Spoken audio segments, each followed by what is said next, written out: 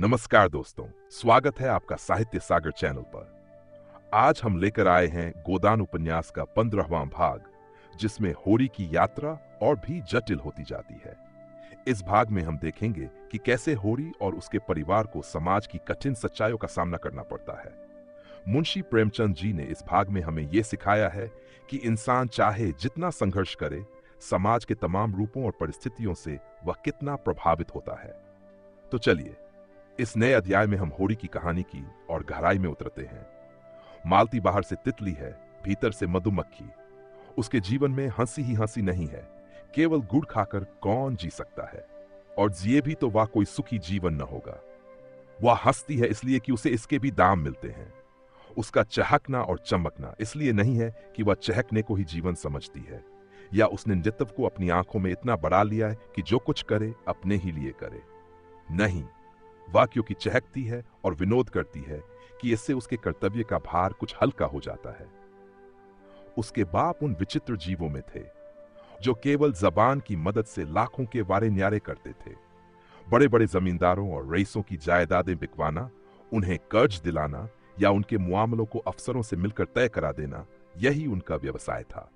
दूसरे शब्दों में दलाल थे। इस वर्ग के लोग बड़े प्रतिभावान होते हैं। जिस काम से कुछ मिलने की आशा हो वह उठा लेंगे, किसी न किसी तरह उसे निभा भी देंगे। किसी राजा की शादी किसी राजकुमारी से ठीक करवा दी और 10-20 हजार उसी में मार लिए। यही दलाल जब छोटे छोटे सौदे करते हैं तो टाउट कहे जाते हैं, और हम उनसे घृणा करते हैं। बड़े बड़े काम करके वही टाउट राजाओं के साथ शिकार खेलता है और गवर्नरों की मेज पर चाय पीता है। मिस्टर कॉल उन्हीं भाग्यवानों में से, उनके 3 लड़कियां ही लड़कियां थीं। उनका विचार था कि तीनों को इंग्लैंड कर शिक्षा के शिखर पर पहुंचा दें। अन्य बहुत से बड़े आदमियों की तरह उनका भी ख्याल था कि इंग्लैंड में शिक्षा पाकर आदमी कुछ और हो जाता है। शायद वहां के जलवायु में बुद्धि को तेज कर देने की कोई शक्ति, मगर उनकी यह कामना 1/3 से ज्यादा पूरी न हुई। मालती इंग्लैंड में ही थी कि उन पर फालिज गिरा और बेकाम कर गया। अब बड़ी मुश्किल से 2 आदमियों के सहारे उठते बैठते थे। जबान तो बिल्कुल बंद ही हो गई, और जब जबान ही बंद हो गई तो आमदनी भी बंद हो गई। जो कुछ थी जबान ही की कमाई थी। कुछ बचा रखने की उनकी आदत न थी। अनियमित आय थी और अनियमित खर्च था। इसलिए इधर कई साल से बहुत तंगहाल हो रहे थे। सारा दायित्व मालती पर आ पड़ा। मालती के 400-500 रुपए में वह भोग विलास और ठाट बाट तो क्या निभता। हाँ, इतना था कि दोनों लड़कियों की शिक्षा होती जाती थी और भले मानसों की तरह जिंदगी बसर होती थी। मालती सुबह से पहर रात तक दौड़ती रहती थी। चाहती थी कि पिता सात्विकता के साथ रहें, लेकिन पिताजी को शराब कबाब का ऐसा चस्का पड़ा था कि किसी तरह गला न छोड़ता था। कहीं से कुछ न मिलता तो एक महाजन से अपने बंगले पर प्रोनोट लिखकर 1000-2000 ले लेते थे। महाजन उनका पुराना मित्र था, जिसने उनकी बदौलत लेन देन में लाखों कमाए थे और मुरावत के मारे कुछ बोलता न था। उसके 25,000 चढ़ चुके थे और जब चाहता कुकीर करा सकता था, मगर मित्रता की लाज निभाता जाता था। आत्मसेवियों में जो निर्लज्जता आ जाती है वह कॉल में भी थी। तकाजे हुआ करें, उन्हें परवाह न थी। मालती उनके अपव्यय पर झुझलाती रहती थी, लेकिन उसकी माता जो साक्षात देवी थीं और इस युग में भी पति की सेवा को नारी जीवन का मुख्य हेतु समझती थी, उसे समझाती रहती थी। इसलिए युद्ध न होने पाता था। संध्या हो गई थी। हवा में अभी तक गमीर थी। आकाश में धुंध छाया हुआ था। मालती और उसकी दोनों बहनें बंगले के सामने घास पर बैठी हुई थी। पानी न पाने के कारण वहां की धूप जल गई थी और भीतर की मिट्टी निकल आई थी। मालती ने पूछा, माली क्या बिल्कुल पानी नहीं देता? मुझली बहन सरोज ने कहा, पड़ा पड़ा सोया करता है सुअर। जब कहो तो 20 बहाने निकालने लगता है। सरोज बीए में पढ़ती थी, दुबली सी, लंबी, पीली, रूखी, कट्टू। उसे किसी की कोई बात पसंद न आती थी। हमेशा ऐब निकालती रहती थी। डॉक्टरों की सलाह थी कि वह कोई परिश्रम न करे और पहाड़ पर रहे, लेकिन घर की स्थिति ऐसी न थी कि उसे पहाड़ पर भेजा जा सकता। सबसे छोटी वर्दा को सरोज से इसलिए द्वेष था कि सारा घर सरोज को हाथों हाथ लिए रहता था। वह चाहती थी जिस बीमारी में इतना स्वाद है वह उसे ही क्यों नहीं हो जाती। गोरी सी, गर्वशील, स्वस्थ, चंचल आंखों वाली बालिका थी जिसके मुख पर प्रतिभा की झलक थी। सरोज के सिवा उसे सारे संसार से सहानुभूति थी। सरोज के कथन का विरोध करना उसका स्वभाव था। बोली, दिन भर दादाजी बाजार भेजते रहते हैं, फुर्सत ही कहां पाता है। मरने को छुट्टी तो मिलती नहीं, पड़ा पड़ा सोएगा। सरोज ने डांटा, दादाजी उसे कब बाजार भेजते हैं री, झूठी कहीं की। रोज भेजते हैं रोज, अभी तो आज ही भेजा था। कहो तो बुलाकर पुछवा दूं। पुछवाएगी बुलाऊं? दोनों गुज जाएंगी तो बैठना मुश्किल कर देंगी। बात बदलकर बोली, अच्छा खैर, होगा। आज डॉक्टर मेहता का तुम्हारे यहां भाषण हुआ था सरोज? सरोज ने नाक सिकोड़कर कहा, हां हुआ तो था, लेकिन किसी ने पसंद नहीं किया। आप फरमाने लगे, संसार में स्त्रियों का क्षेत्र पुरुषों से बिल्कुल अलग है। स्त्रियों का पुरुषों के क्षेत्र में आना इस युग का कलंक है। सब लड़कियों ने तालियां और सीटियां बजानी शुरू की। बेचारे लज्जित होकर बैठ गए। कुछ अजीब से आदमी मालूम होते हैं। आपने यहां तक घराला के प्रेम के वलकवियों की कल्पना है, वास्तविक जीवन में इसका कहीं निशान नहीं। लेडी हुक्कू ने उनका खूब मजाक उड़ाया। मालती ने कटाक्ष किया, लेडी हुक्कू इस विषय में वह भी कुछ बोलने का साहस रखती हैं। तुम्हें डॉक्टर साहब का भाषण आदि से अंत तक सुनना चाहिए था। उन्होंने दिल में लड़कियों को क्या समझा होगा। पूरा भाषण सुनने का सब्र किसे था? वह तो जैसे घाव पर नमक छिड़कते थे। फिर उन्हें बुलाया ही क्यों? आखिर उन्हें औरतों से कोई वैर तो है नहीं। जिस बात को हम सत्य समझते हैं उसी का तो प्रचार करते हैं। औरतों को खुश करने के लिए वह उन किसी कहने वालों में नहीं है। और फिर अभी यह कौन जानता है कि स्त्रियां जिस रास्ते पर चलना चाहती हैं वही सत्य है। बहुत संभव है आगे चलकर हमें अपनी धारणा बदलनी पड़े। उसने फ्रांस, जर्मनी और इटली की महिलाओं के जीवन आदर्श बतलाए और कहा, शीघ्र ही वीमेंस लीग की ओर से मेहता का भाषण होने वाला है। सरोज को कुतूहल हुआ, मगर आप भी तो कहती हैं कि स्त्रियों और पुरुषों के अधिकार समान होने चाहिए। अब भी कहती हूं, लेकिन दूसरे पक्ष वाले क्या कहते हैं यह भी तो सुनना चाहिए। संभव है हम ही गलती पर हों। यह लीग इस नगर की नई संस्था है और मालती के उद्योग से खुली है। नगर की सभी शिक्षित महिलाएं उसमें शरीक हैं। मेहता के पहले भाषण ने महिलाओं में बड़ी हलचल मचा दी थी और लीग ने निश्चय किया था कि उनका खूब दंडाशिकन जवाब दिया जाए। मालती ही पर यह भार डाल गया था। मालती कई दिन तक अपने पक्ष के समर्थन में युक्तियां और प्रमाण खोजती रही और भी कई देवियां अपने भाषण लिख रही थीं। उस दिन जब मेहता शाम को लीग के हाल में पहुंचे तो जान पड़ता था हाल फट जाएगा। उन्हें गर्व हुआ। उनका भाषण सुनने के लिए इतना उत्साह, और वह उत्साह केवल मुख पर और आंखों में न था। आज सभी देवियां सोने और रेशम से लदी हुई थीं, मानो किसी बारात में आई हों। मेहता को परास्त करने के लिए पूरी शक्ति से काम लिया था और यह कौन कह सकता है कि जगमगाहट शक्ति का अंग नहीं है। मालती ने तो आज के लिए नए फैशन की साड़ी निकाली थी, नए काट के जंपर बनवाए थे और रंग रोगन और फूलों से खूब सजी हुई थी, मानो उसका विवाह हो रहा हो। वीमेंस लीग में इतना समारोह और कभी न हुआ था। डॉक्टर मेहता अकेले थे, फिर भी देवियों के दिल कांप रहे थे। सत्य की एक चिंगारी असत्य के एक पहाड़ को भस्म कर सकती है। सबसे पीछे की सफ में मिर्जा और खन्ना और संपादका जी भी विराज रहे थे। राय साहब भाषण शुरू होने के बाद आए और पीछे खड़े हो गए। मिर्जा ने कहा, आ जाइए आप भी, खड़े कब तक रहिएगा? राय साहब बोले, नहीं भाई, यहां मेरा दम घुटने लगेगा, तो मैं खड़ा होता हूं, आप बैठिए। राय साहब ने उनके कंधे दबाए। तकल्लुफ नहीं, बैठे रहिए, मैं थक जाऊंगा तो आपको उठा दूंगा और बैठ जाऊंगा। अच्छा, मिस मालती सभानेत्री हुई। खन्ना साहब कुछ इनाम दिलवाए। खन्ना ने रोनी सूरत बनाकर कहा, अब मिस्टर मेहता पर ही निगाह है। मैं तो गिर गया। मिस्टर मेहता का भाषण शुरू हुआ। देवियों, जब मैं इस तरह आपको संबोधित करता हूं तो आपको कोई बात खटकती नहीं। आप इस सम्मान को अपना अधिकार समझती हैं, लेकिन आपने किसी महिला को पुरुषों के प्रति देवता का व्यवहार करते सुना है? उसे आप देवता कहें तो वह समझेगा आप उसे बना रही हैं। आपके पास दान देने के लिए दया है, श्रद्धा है, त्याग है। पुरुष के पास दान के लिए क्या है? वह देवता नहीं, लेवता है। वह अधिकार के लिए हिंसा करता है, संग्राम करता है, कलह करता है। तालियां बजीं। राय साहब ने कहा, औरतों को खुश करने का इसने कितना अच्छा ढंग निकाला। बिजली संपादक को बुरा लगा, कोई नई बात नहीं। मैं कितनी ही बार यह भाव व्यक्त कर चुका हूं। मेहता आगे बढ़े।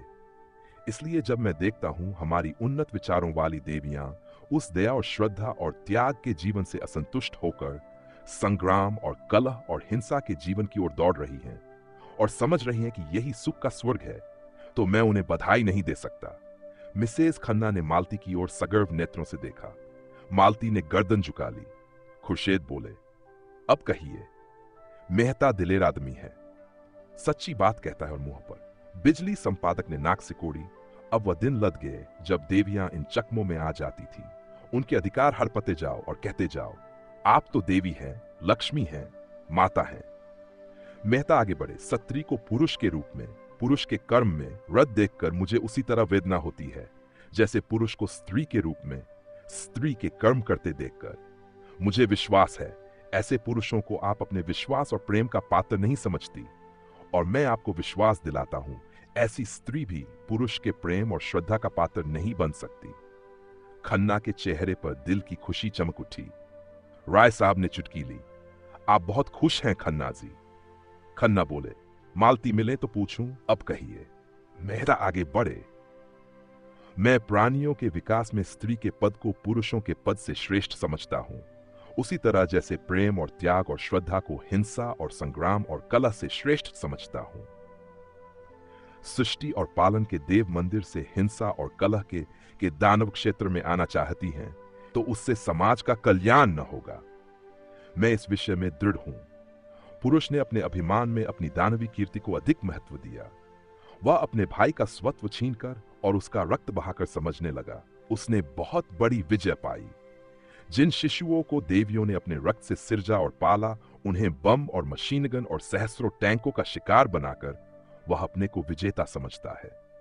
और जब हमारी ही माताएं उसके माथे पर केसर का तिलक लगाकर और उसे अपनी असीसों का कवच पहनाकर हिंसा क्षेत्र में भेजती हैं, तो आश्चर्य है कि पुरुष ने विनाश को ही संसार के कल्याण की वस्तु समझा और उसकी हिंसा प्रवृत्ति दिन दिन बढ़ती गई। और आज हम देख रहे हैं कि यह दानवता प्रचंड होकर समस्त संसार को रौंदती, प्राणियों को कुचलती, हरी भरी खेतियों को जलाती और गुलजार बिस्तियों को वीरान करती चली जाती है। देवियों, मैं आपसे पूछता हूं, क्या आप इस दानवलीला में सहयोग देकर इस संग्राम क्षेत्र में उतरकर संसार का कल्याण करेंगी? मैं आपसे विनती करता हूं, नाश करने वालों को अपना काम करने दीजिए, आप अपने धर्म का पालन किए जाए। खन्ना बोले, मालती की तो गर्दन नहीं उठती। राय साहब ने इन विचारों का समर्थन किया। मेहता कहते तो यथार्थ ही हैं। बिजली संपादक बिगड़े मगर कोई नई बात तो नहीं कही। नारी आंदोलन के विरोधी इन्हीं उटपटांग बातों की शरण लिया करते हैं। मैं इसे मानता ही नहीं कि त्याग और प्रेम से संसार ने उन्नति की। संसार ने उन्नति की पौरुष से, पराक्रम से, बुद्धि बल से, तेज से। खुर्शीद ने कहा, अच्छा सुनने दीजिएगा या अपनी ही गाए जाएगा? मेहता का भाषण जारी था। देवियों, मैं उन लोगों में नहीं हूं जो कहते हैं स्त्री और पुरुष में समान शक्तियां हैं, समान प्रवृत्तियां हैं और उनमें कोई विभिन्नता नहीं है। इससे भयंकर असत्य की मैं कल्पना नहीं कर सकता। यह वह असत्य है जो युग युगांतरों से संचित अनुभव को उसी तरह ढक लेना चाहता है जैसे बादल का एक टुकड़ा सूर्य को ढक लेता है। मैं आपको सचेत किए देता हूं कि आप इस जाल में न फंसें। स्त्री पुरुष से उतनी ही श्रेष्ठ है जितना प्रकाश अंधेरे से। मनुष्य के लिए क्षमा और त्याग और अहिंसा जीवन के उच्चतम आदर्श हैं। नारी इस आदर्श को प्राप्त कर चुकी है। पुरुष धर्म और अध्यात्म और ईश्वरों का आश्रय लेकर उस लक्ष्य पर पहुंचने के लिए सदियों से जोर मार रहा है, पर सफल नहीं हो सका। उसका सारा अध्यात्म और योग एक तरफ और नारियों का त्याग एक तरफ बजी। हाल हिल उठा। राय साहब ने गदगद होकर कहा, मेहता वही कहते हैं जो इनके दिल में है। ओंकारनाथ ने टीका की, लेकिन बातें सभी पुरानी हैं, सड़ी हुई। पुरानी बात भी आत्मबल के साथ कही जाती है तो नई हो जाती है। जो 1000 रुपए हर महीने फटकार कर विलास में उड़ाता हो, उसमें आत्मबल जैसी वस्तु नहीं रह सकती। ये केवल पुराने विचार की नारियों और पुरुषों को प्रसन्न करने के ढंग हैं। खन्ना ने मालती की ओर देखा। ये क्यों फूली जा रही हैं? इन्हें तो शर्माना चाहिए। खुर्शीद ने खन्ना को उकसाया, अब तुम भी एक तकरीर कर डालो खन्ना। नहीं मेहता तुम उखाड़ फेंकेगा। आधा मैदान तो उसने अभी मार लिया है। खन्ना खिसिया कर बोले, मेरी न कहिए, मैंने ऐसी कितनी चिड़ियां फंसाकर छोड़ दी हैं। राय साहब ने खुर्शीद की तरफ आंख मारकर कहा, आप अब महिला समाज की तरफ आते जाते हैं। सच कहना, कितना चंदा दिया? खन्ना पर झेंप छा गई। मैं ऐसे समाजों को चंदे नहीं दिया करता जो कला का डोंग रचकर दुराचार फैलाते हैं। मेहता का भाषण जारी था। पुरुष कहता है जितने दार्शनिक और वैज्ञानिक आविष्कारक हुए हैं वह सब पुरुष थे। जितने बड़े बड़े महात्मा हुए हैं वह सब पुरुष थे। सभी योद्धा, सभी राजनीति के आचार्य, बड़े बड़े नाविक, बड़े बड़े सब कुछ पुरुष थे। लेकिन इन बड़ों बड़ों के समूहों ने मिलकर किया क्या? महात्माओं और धर्म प्रवर्तकों ने संसार में रक्त की नदियां बहाने और वैमनस्य की आग भड़काने के सिवा और क्या किया? योद्धाओं ने भाइयों की गर्दनें काटने के सिवा और क्या यादगार छोड़ी? राजनीतिज्ञों की निशानी अब केवल लुप्त साम्राज्यों के खंडहर रह गए हैं और आविष्कारकों ने मनुष्य को मशीन का गुलाम बना देने के सिवा और क्या समस्या हल कर दी? पुरुषों की रची हुई संस्कृति में शांति कहां है? सहयोग कहां है? ओंकारनाथ उठकर जाने को हुए। विलासियों के मुंह से बड़ी बड़ी बातें सुनकर मेरी देह भस्म हो जाती है। खुर्शीद ने उनका हाथ पकड़कर बैठाया। आप भी संपादक जी निरे पोंगा ही रहे। अजी ये दुनिया है जिसके जी में जो आता है बकता है। कुछ लोग सुनते हैं और तालियां बजाते हैं। चलिए किस्सा खत्म। ऐसे ऐसे बेशुमार मेहते आएंगे और चले जाएंगे और दुनिया अपनी रफ्तार से चलती रहेगी। यहां बिगड़ने की कौन सी बात है? असत्य सुनकर मुझसे सहा नहीं जाता। राय साहब ने उन्हें और चढ़ाया। कुलटा के मुंह से सतियों की सी बात सुनकर किसका जी न जलेगा? ओंकारनाथ फिर बैठ गए। मेहता का भाषण जारी था। मैं आपसे पूछता हूं, क्या बाज को चिड़ियों का शिकार करते देखकर हंस को यह शोभा देगा कि वह मानसरोवर की आनंदमयी शांति को छोड़कर चिड़ियों का शिकार करने लगे? और अगर वह शिकारी बन जाए तो आप उसे बधाई देंगी? हंस के पास उतनी तेज चोंच नहीं है, उतने तेज चंगुल नहीं है, उतनी तेज आंखें नहीं है, उतने तेज पंख नहीं है और उतनी तेज रक्त की प्यास नहीं है। उन अस्त्रों का संचय करने में उसे सदियां लग जाएंगी, फिर भी वह बाज बन सकेगा या नहीं, इसमें संदेह है। मगर बाज बने या न बने, वह हंस न रहेगा। वह हंस जो मोती चुगता है। खुर्शीद ने टीका की, यह तो शायरों की सी दलीलें हैं। मादा बाज भी उसी तरह शिकार करती है जैसे नरबाज। ओंकारनाथ प्रसन्न हो गए। उस पर आप फिलासफर बनते हैं इसी तर्क के बल पर। खन्ना ने दिल का गुबार निकाला। फिलासफर की दुम है। फिलासफर वह है जो, ओंकारनाथ ने बात पूरी की, जो सत्य से जौ भर भी न टले। खन्ना को यह समस्या पूर्ति नहीं रुचि। मैं सत्यवत्य नहीं जानता। मैं तो फिलासफर उसे कहता हूं जो फिलासफर हो सच्चा। खुर्शीद ने दाद दी। फिलासफर की आपने कितनी सच्ची तारीफ की है। वाह सुभान अल्लाह। फिलासफर वह है जो फिलासफर हो, क्यों न हो। मेहता आगे चले। मैं नहीं कहता देवियों को विद्या की जरूरत नहीं है और पुरुषों से अधिक। मैं नहीं कहता देवियों को शक्ति की जरूरत नहीं है और पुरुषों से अधिक। लेकिन वह विद्या और वह शक्ति नहीं ना जिससे पुरुष ने संसार को हिंसा क्षेत्र बना डाला है। अगर वही विद्या और वही शक्ति आप भी ले लेंगी तो संसार मरुस्थल हो जाएगा। आपकी विद्या और आपका अधिकार हिंसा और विध्वंस में नहीं, सृष्टि और पालन में है। क्या आप समझती हैं वोटों से मानव जाति का उद्धार होगा या दफ्तरों में और अदालतों में जबान और कलम चलाने से? इन नकली, अप्राकृतिक, विनाशकारी अधिकारों के लिए आप वह अधिकार छोड़ देना चाहती हैं जो आपको प्रकृति ने दिए हैं। सरोज तक बड़ी बहन के अदब से जब्त किए बैठी थी, अब न रहा गया। पुकार उठी, हमें वोट चाहिए पुरुषों के बराबर। और कई युवतियों ने हाक लगाई, वोट वोट। ओंकारनाथ ने खड़े होकर ऊंचे स्वर से कहा, नारी जाति के विरोधियों की पगड़ी नीची हो।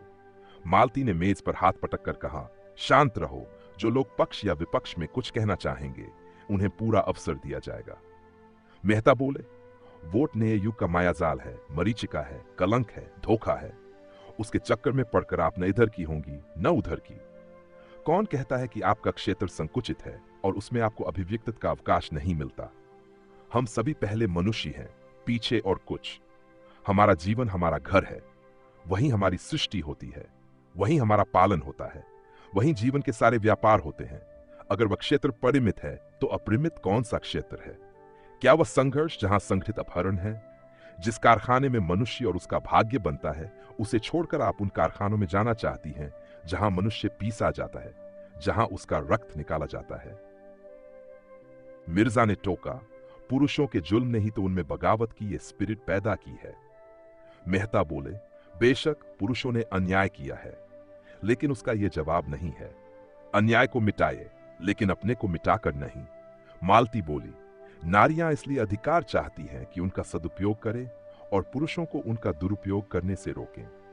मेहता ने उत्तर दिया, संसार में सबसे बड़े अधिकार सेवा और त्याग से मिलते हैं और वह आपको मिले हुए हैं।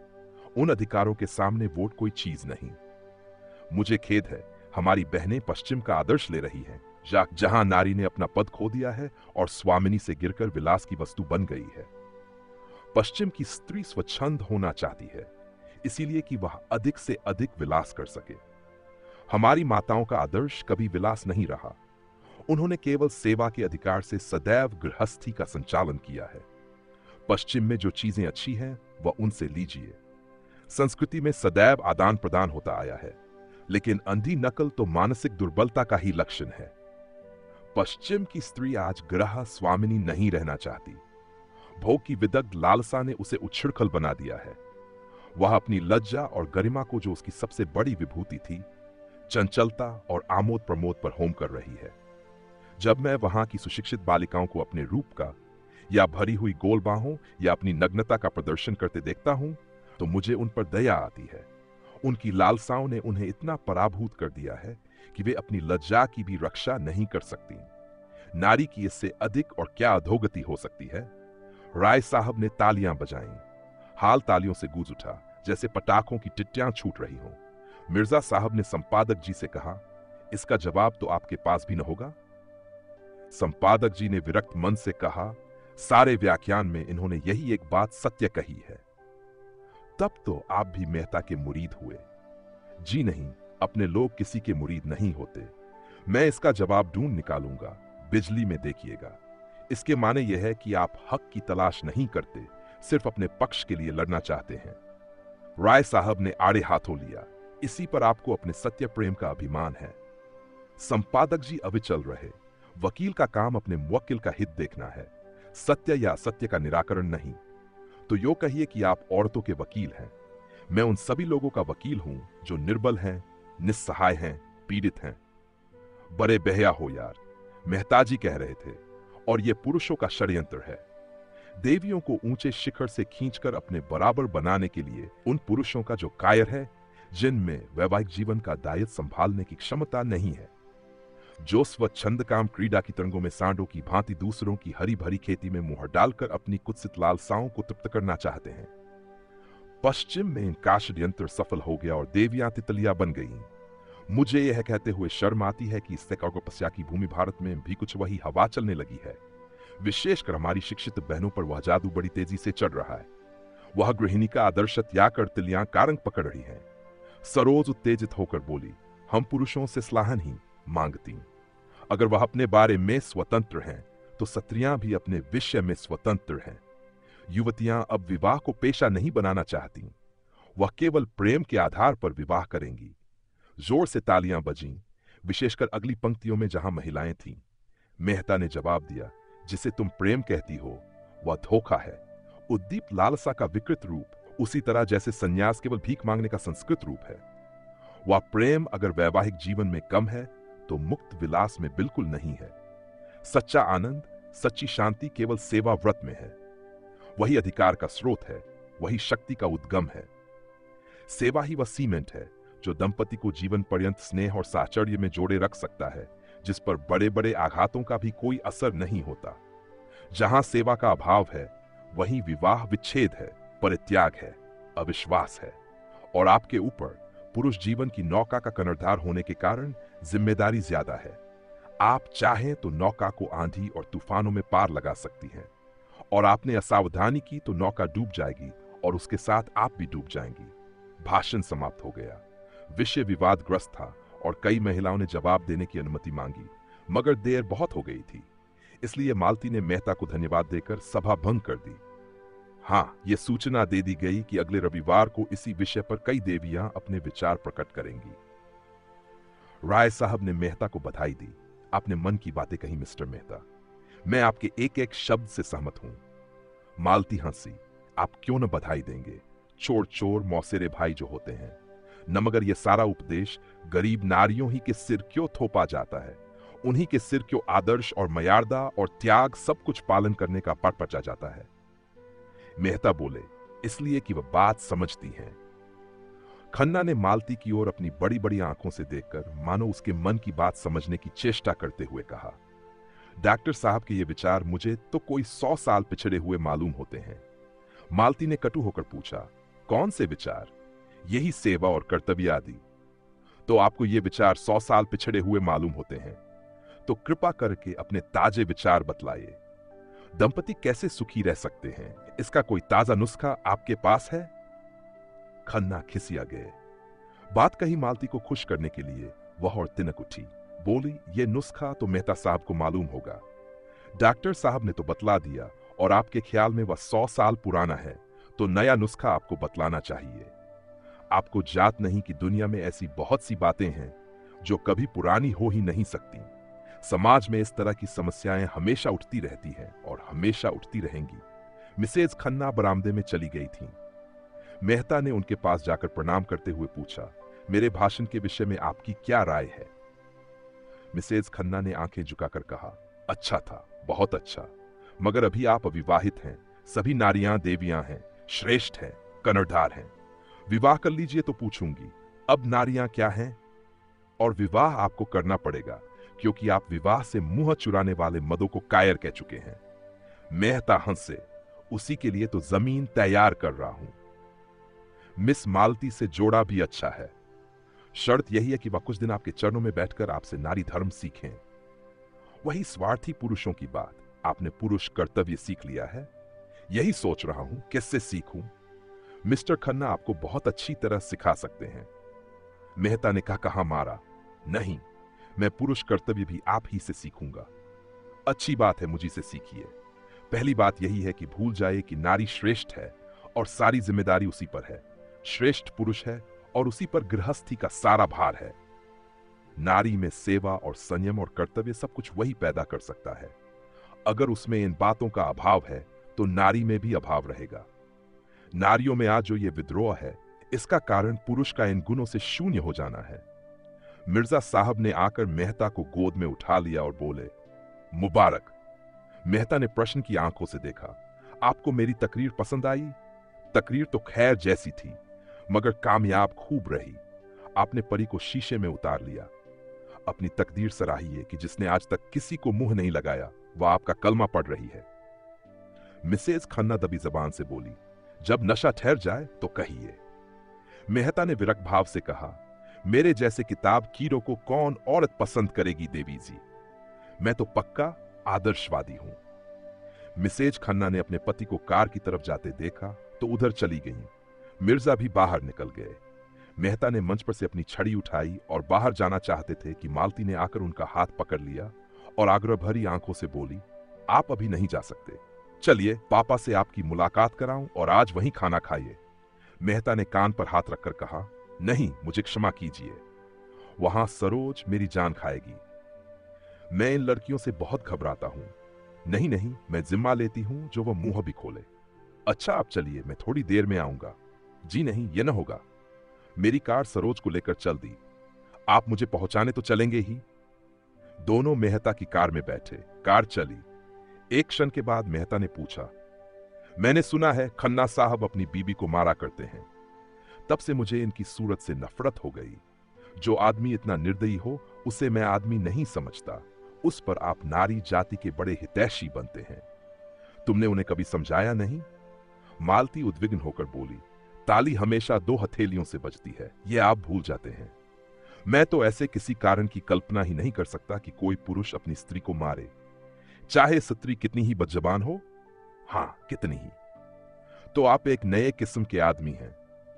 अगर मर्द बदमिजाज है तो तुम्हारी राय में उस मर्द पर हंटरों की बौछार करनी चाहिए। क्यों? स्त्री जितनी क्षमाशील हो सकती है, पुरुष नहीं हो सकता। आपने खुद आज ये बात स्वीकार की है। तो औरत की क्षमाशीलता का यही पुरस्कार है। मैं समझता हूं तुम खन्ना को मुंह लगाकर उसे और भी शय देती हो। तुम्हारा वह जितना आदर करता है, तुमसे उसे जितनी भक्ति है, उसके बल पर तुम बड़ी आसानी से उसे सीधा कर सकती हो, मगर तुम उसकी सफाई देकर स्वयं उस अपराध में शरीक हो जाती हो। मालती उत्तेजित होकर बोली, तुमने इस समय यह प्रसंग व्यर्थ ही छेड़ दिया। मैं किसी की बुराई नहीं करना चाहती, मगर अभी आपने गोविंदी देवी को पहचाना नहीं? आपने उनकी भोली भाली शांत मुद्रा देखकर समझ लिया वह देवी हैं। मैं उन्हें इतना ऊंचा स्थान नहीं देना चाहती। उन्होंने मुझे बदनाम करने का जितना प्रयत्न किया है, मुझ पर जैसे जैसे आघात किए हैं, वह बयान करूं तो आप दंग रह जाएंगे। और तब आपको मानना पड़ेगा कि ऐसी औरत के साथ यही व्यवहार होना चाहिए। आखिर उन्हें आपसे इतना द्वेष है, इसका कोई कारण तो होगा। कारण उनसे पूछिए। मुझे किसी के दिल का हाल क्या मालूम, उनसे बिना पूछे भी अनुमान किया जा सकता है। और वह यह है, अगर कोई पुरुष मेरे और मेरी स्त्री के बीच में आने का साहस करे तो मैं उसे गोली मार दूंगा, और उसे न मार सकूंगा तो अपनी छाती में मार लूंगा। इसी तरह अगर मैं किसी स्त्री को अपने और अपनी स्त्री के बीच में लाना चाहूं तो मेरी पत्नी को भी अधिकार है कि वह जो चाहे।